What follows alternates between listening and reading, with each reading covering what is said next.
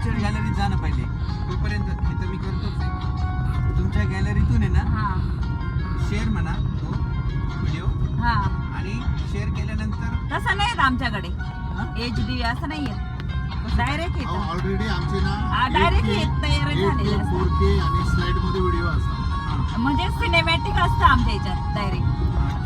तुम्ही आहे ना, आम्ही जे व्हॉट्सअप आहे ना, हिचं पण माझं पण सेंडला ऑप्शन ॲज इट इज केलेलं आहे.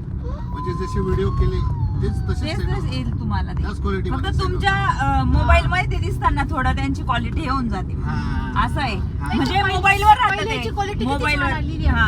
पेजवर गेलो कॉपी करायचं. मग तिथून करायचं.